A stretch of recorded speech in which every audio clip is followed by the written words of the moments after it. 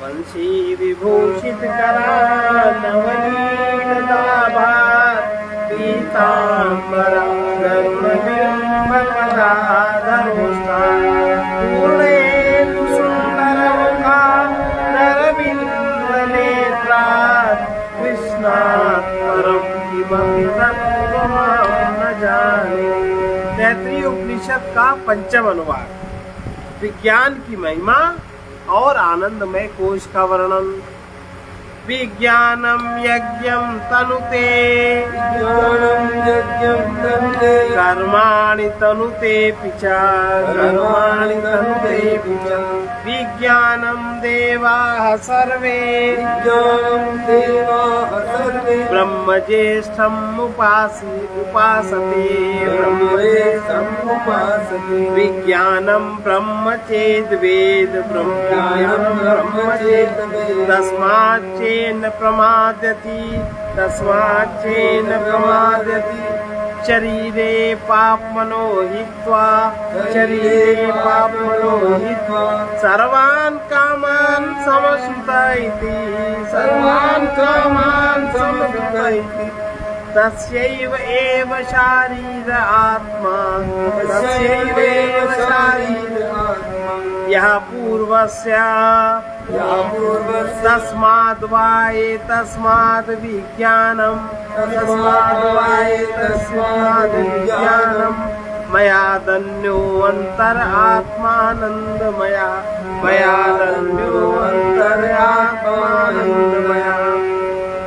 तेनैष पूर्णः स वा एष पुरुषविद एव तस्य पुरुषविदतामन्वयम् पुरुषविदः तस्य प्रियमेव शिरः मोदो दक्षिणः पक्षः प्रमोदः उत्तरः पक्षः आनंद आत्मा ब्रह्मपुच्छं प्रतिष्ठा तदप्येष श्लोको भवति। विज्ञान माने विज्ञानमय कोश। विज्ञानवान पुरुष यज्ञ का विस्तार करता है। यज्ञ माने वो युक्ति बुद्धि और विधि पूर्वक पदार्थ का सदुपयोग करता है। युक्ति बुद्धि और विधि पूर्वक पदार्थ माने शरीर का, मन का, बुद्धि का, प्राणों का, जगत के पदार्थों का बुद्धि पूर्वक युक्ति बुद्धि पूर्वक को सदुपयोग करता है। विज्ञानवान पुरुष यज्ञ का विस्तार करता है और वही कर्मों का भी विस्तार करता है। विज्ञानवान पुरुष ही कर्म करने का उसको पूरा अधिकार है। जिसकी बुद्धि जागृत नहीं वो जरा सा कर्म नहीं कर सकता। क्या करता है? और वही कर्मों का भी विस्तार करता है। विज्ञानवान पुरुष यज्ञ का विस्तार करता है। पदार्थ का युक्ति बुद्धि सहित सदुपयोग करना। संपूर्ण देव ज्येष्ठ विज्ञान ब्रह्म की उपासना करते हैं। संपूर्ण देवता ज्येष्ठ विज्ञान जो जिसका ज्यादा विज्ञान बुद्धि जिसकी जितनी ज्यादा तीव्र है विवेकवती है वो संपूर्ण देवता उसकी उपासना करते हैं। क्योंकि वो देवताओं को यथा योग भोग देता है। उसकी भोग वृत्ति समाप्त हो जाती है। यदि साधक विज्ञान ब्रह्म है ऐसा जान जाए फिर उसमें प्रमाद न करे तो अपने शरीर के सारे पापों को त्याग कर वो समस्त कामनाओं भोगों को पूर्णतया प्राप्त कर लेता है। ये जो विज्ञान में है वही उस अपने पूर्ववर्ती मनोमय शरीर का आत्मा है। इस विज्ञान में से दूसरा इसका अंतर्वर्ती आत्मा आनंदमय है। उस आनंदमय के द्वारा यह पूर्ण है। वो यह आनंदमय भी पुरुषाकार ही है। उस विज्ञान में की पुरुषाकारता के समान ही यह पुरुषाकार है। उसका प्रिय ही सिर है। प्रिय, मोद, प्रमोद 3 वृत्तियां हैं आनंदमय कोश की। तो जो प्रिय वृत्ति है वही आनंदमय कोश का सिर है। मोद दक्षिण पक्ष है। मोद माने मुदिता, प्रिय, प्रियता, मुदिता और प्रमोद। प्रिय, मोद, प्रमोद 3 वृत्तियां हैं। कोई भी वस्तु हमें प्रिय लगी, फिर जब उसको वो प्राप्त हुई तो हमारे अंदर मोद उत्पन्न हुआ। जब हमने उसको भोग लिया तो हमारे अंदर प्रमोद उत्पन्न हुआ। प्रमोद उसका उत्तर पक्ष है। आनंद आत्मा है और ब्रह्म बाद की माने पुच्छ प्रतिष्ठा है। इसके विषय में यह श्लोक है। विज्ञान यज्ञ का विस्तार करता है, अर्थात विज्ञानवान पुरुष ही श्रद्धा पूर्वक संपूर्ण यज्ञ का अनुष्ठान करता है। अतः यज्ञानुष्ठान में विज्ञान का कर्तृत्व है और इसका भाव यह है कि वही कर्मों का भी विस्तार करता है। इस प्रकार सब कुछ विज्ञान ही किया हुआ, विज्ञान का ही किया हुआ है, इसलिए विज्ञान में आत्मा ब्रह्म है, ऐसा कहना ठीक है। यही नहीं, इंद्रियादि संपूर्ण देवगण विज्ञान ब्रह्म की जो सबसे पहले उत्पन्न होने वाले से ज्येष्ठ है अथवा समस्त वृत्तियां विज्ञान पूर्वक होने के कारण प्रथमोत्पन्न है, उस विज्ञान रूप ब्रह्म की उपासना अर्थात ध्यान करते हैं। तात्पर्य यह है वे उस विज्ञान में ब्रह्म में अभिमान करके उसकी उपासना करते हैं, अतः वे महद ब्रह्म की उपासना करते हैं। महद ब्रह्म माने विवेक, बुद्धि, उसकी उपासना करते हैं और अतः वे उस महद ब्रह्म की उपासना करने से ज्ञान और ऐश्वर्य संपन्न होते हैं। उस विज्ञान रूप ब्रह्म को यदि जान ले, केवल जान ही न ले बल्कि यदि उसमें प्रमाद न करे, बाह्य अनात्म पदार्थों में जो आत्म बुद्धि हुई है उसके कारण विज्ञान में ब्रह्म में की हुई आत्म भावना से प्रमाद होना संभव है। उसकी निवृत्ति के लिए कहते हैं यदि उससे प्रमाद न करे, तात्पर्य है कि यदि अन्यमय आदमी आत्म भाव को छोड़ दे, केवल विज्ञान में ब्रह्म में आत्म तत्व की भावना करके स्थिर रहे तो क्या होगा। इस पर कहते हैं कि शरीर आदि संपूर्ण पापों का त्याग हो जाएगा। शरीर से जो संपूर्ण पाप होते हैं छूट जाएंगे। संपूर्ण पाप शरीर अभिमान के कारण ही होते हैं। विज्ञान में ब्रह्म में आत्म तत्व का अभिमान करने से निमित्त का क्षय हो जाने पर उसका भी क्षय होना उचित ही है। जिस प्रकार छाते से हटा लिए जाने पर छाया की भी निवृत्ति हो जाती है, अतः शरीराभिमान के कारण होने वाले शरीर जनक संपूर्ण पापों को शरीर ही में त्याग कर विज्ञान में ब्रह्म स्वरूप को प्राप्त हुआ साधक उसमें स्थित सारे भोगों को विज्ञान में स्वरूप से ही सम्यक प्रकार से प्राप्त कर लेता है, अर्थात उनका पूर्णतया उपभोग करता है। उस पूर्व कथित मनोमय का शरीर, मनोमय शरीर में रहने वाला आत्मा भी यही है। कौन? यह जो विज्ञान में है। तस्मात् वा ए तस्मात् इत्यादि वाक्य का अर्थ पहले कहा जा चुका है। आनंदमय इस शब्द से कार्यात्मा की प्रतीति होती है क्योंकि यहाँ उसी का अधिकार प्रसंग है। आनंद के साथ यहाँ अन्नमय आदि भौतिक कार्यात्माओं का अधिकार है, उन्हीं के अंतर्गत आनंदमय भी है। और जैसा कि अन्नमय शब्द में है अतः आनंदमय कार्यात्मा है, ऐसा जानना चाहिए। संक्रमण के कारण भी यही बात सिद्ध होती है। वो आनंदमय आत्मा के प्रति संक्रमण करता है, अर्थात आनंदमय आत्मा को प्राप्त होता है। अन्नमय आदि अनात्मा कार्यात्माओं का ही संक्रमण होता देखा गया है और संक्रमण के कर्म रूप से आनंदमय आत्मा का श्रवण होता है। जैसे अन्नमय आत्मा के प्रति जब अन्नमय आत्मा कहते हैं तो माने ये अन्नमय स्थूल शरीर, अन्नमय आत्मा माने स्थूल शरीर। संक्रमण माने गमन करता है। स्वयं आत्मा का ही संक्रमण होना संभव है नहीं, क्योंकि इससे उस प्रसंग में विरोध आता है और ऐसा होना संभव नहीं। आत्मा को ही प्राप्त होना कभी संभव नहीं, क्योंकि अपने आत्मा में भेद का सर्वथा अभाव है। ब्रह्म भी संक्रमण करने वाला आत्मा ही। आत्मा सिर आदि की कल्पना असंभव होने के कारण भी आनंद में कार्यात्मा है। आकाश आदि के कारण कार्यवर्ग के अंतर्गत न आने वाले उपयुक्त लक्षण विशिष्ट आत्मा में सिर आदि अवयव की कल्पना होना असंगत है नहीं है। आत्मा में विशेष धर्मों का बात करने वाली, अदृश्य, अशरीर, अनिर्वचनीय, अनाश्रय में स्थूल और सूक्ष्म से रहित आत्मा या नहीं या नहीं या नहीं इत्यादि श्रुतियों में यही बात कही। आनंदमय को यदि आत्मा माना जाए तो आगे कहे हुए मंत्र का उदाहरण भी नहीं दिया जा सकता।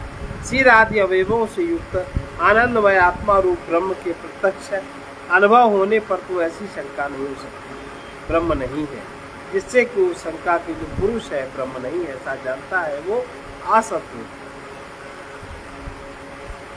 आनंद यह उपासना और कर्म का फल है, उसका विकार आनंदमय कहलाता है। वो विज्ञान में कोश अंतर है, मतलब आनंद में कोश विज्ञान में कोश के अंतर है इसके पीछे, क्योंकि शुद्ध के द्वारा यज्ञ आदि के कारणभूत विज्ञान में की अपेक्षा अंतर बताया गया है। उपासना और कर्म का फल भोक्ता के लिए है, इसलिए वो सबसे अंतरतम होना चाहिए। सो पूर्वोक्त सब कोशों की अपेक्षा आनंद में आत्मा अंतरतम है, क्योंकि विद्या और कर्म भी प्रिय आदि के लिए होते हैं। प्रिय आदि की प्राप्ति के उद्देश्य से उपासना कर्म का अनुष्ठान किया जाता है, अतः उसका फल रूप प्रिय आदि का आत्मा से सानिध्य होने के कारण विज्ञान में की अपेक्षा आनंदमय कोश का अंतरतम होना उचित है। प्रिय आदि की वासना से निष्पन्न हुआ कि आनंदमय स्वप्नावस्था में विज्ञान में के अधीन उपलब्ध होता है। कि आनंदमय आत्मा का पुत्रादि इष्ट पदार्थों के दर्शन से होने वाला प्रिय की प्रधानता के कारण सिर के समान से प्रिय पदार्थ की प्राप्ति से होने वाला मोद कहलाता है। वही हर्ष माने प्रकृष्ट अतिशय होने पर प्रमोद कहलाता है। आनंद सामान्य सुख का नाम है, वो सुख के अवयवभूत प्रिय आदि का आत्मा है, क्योंकि उसी में वे सब अनुस्यूत। आनंद या परब्रह्म ही परब्रह्म का ही वाचक है। वही शुभ अशुभ कर्मों द्वारा प्रस्तुत किए हुए पुत्र मित्रादि विशेष विषय ही जिसकी उपाधि है। उस सुप्रसन्न अंतःकरण को वृत्ति विशेष में जबकि वो तमोगुण से आच्छादित नहीं होता अभिव्यक्त होता है। वो लोक में विषय वस्तु विषय सुख नाम से प्रसिद्ध है। उस वृत्ति विशेष को प्रस्तुत करने वाले कर्म के अस्थिर होने के कारण उस सुख की भी क्षणिकता है। अतः जिस समय अंतःकरण तमोगुण की को नष्ट करने वाले तप, उपासना, ब्रह्मचर्य, श्रद्धा के द्वारा जितना जितना निर्मलता को प्राप्त होता है उतना उतना ही वो स्वच्छ प्रसन्न हुए अंतःकरण में विशेष आनंद का उत्कर्ष होता है। जिस व्यक्ति में जितना ज्यादा तप, जितना ज्यादा ब्रह्मचर्य, जितनी ज्यादा उपासना करता है, जितनी ज्यादा उसमें श्रद्धा होती है उतना ही वो व्यक्ति आनंदित होता है, और जितना ही ये गुण कम होता है उतना ही वो मुंह बनाए मनहूस ऐसा बैठा रहता है। अर्थात जिसका आनंद में कोश उत्फुल्लित है, जागृत हो रहा है, विज्ञान में कोश जिसका जागृत हो रहा है वही श्री दर्शन युक्त होता है। बाकी लोग श्री दर्शन युक्त नहीं होते। जितना जितना श्रद्धा के द्वारा जितना जितना निर्मलता को प्राप्त होता है उतने उतने स्वच्छ और प्रसन्न हुए उस अंतःकरण में विशेष आनंद का उत्कर्ष होता है। अर्थात आनंद में कोश बहुत बढ़ जाता है। यही बात को लेकर कहा जाता है वो रस ही है। इस रस को पाकर पुरुष आनंदी होता है। यह रस ही सबको आनंदित करता है। इस प्रकार आगे कहते हैं इस आनंद के अंश मात्र के आश्रय से ही सब प्राणी जीवित रहते हैं। इस अन्य श्रुति से भी यही बात सिद्ध होती है। इसी प्रकार काम शांति के उत्कर्ष की अपेक्षा आगे आगे आनंद का 100 गुना उत्कर्ष आगे बताया जाता है।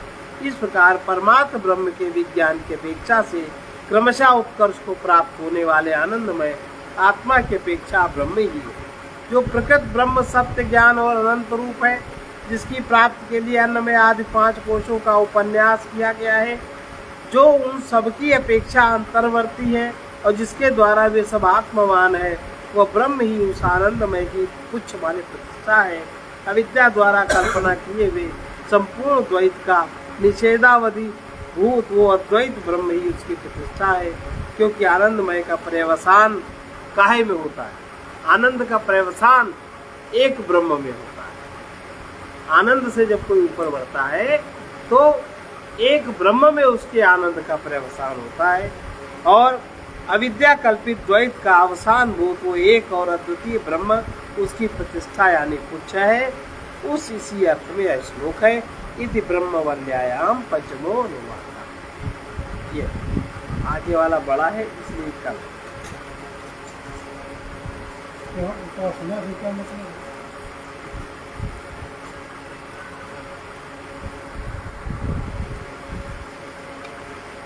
अभी आप किसकी उपासना करते हो? अपने को देह मानते हो, और देह से संबंधित पदार्थ है उन्हीं का चिंतन होता है, तो उसी की उपासना करते हो।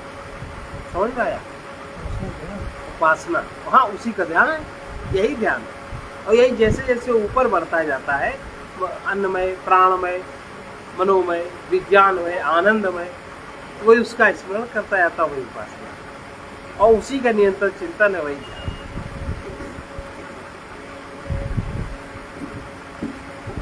शुभ अवसर है तो ये है, शुभ अवसर है,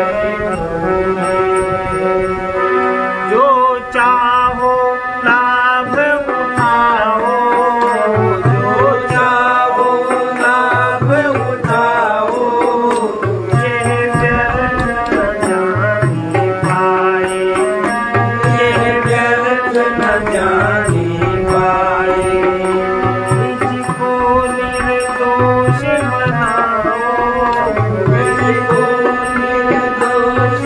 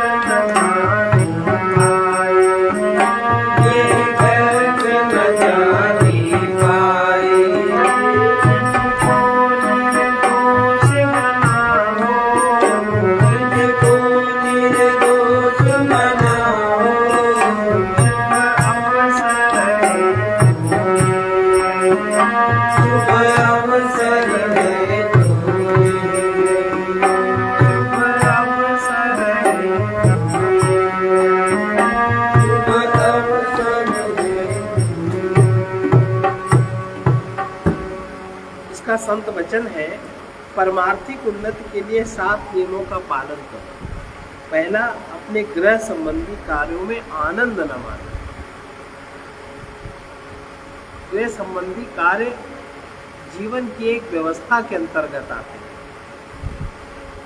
उसमें कोई आनंद मानने का तो एक व्यवस्था है। अन्नमय आत्मा की एक व्यवस्था है, अन्नमय कोश की एक व्यवस्था है। और दूसरा है, व्यर्थ वार्ता में सुख न लो। तीसरा है, निद्रा में अधिक समय न काटो। चौथा, प्रपंची जनों के साथ समय न बिताओ। पांचवा, दुर्वासना के वश होकर न रहो। छठवां, दुष्टों की संगति से बचते रहो। सातवां, साधना समाधि में अल्प सफलता पाकर संतुष्ट न हो।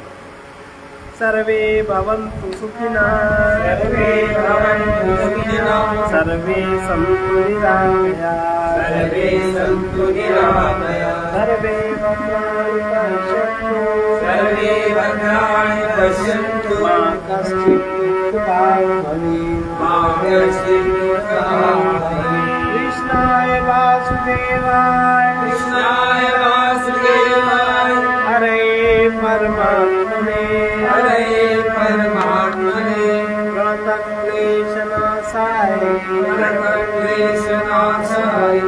गोविन्दाय नमो नमः।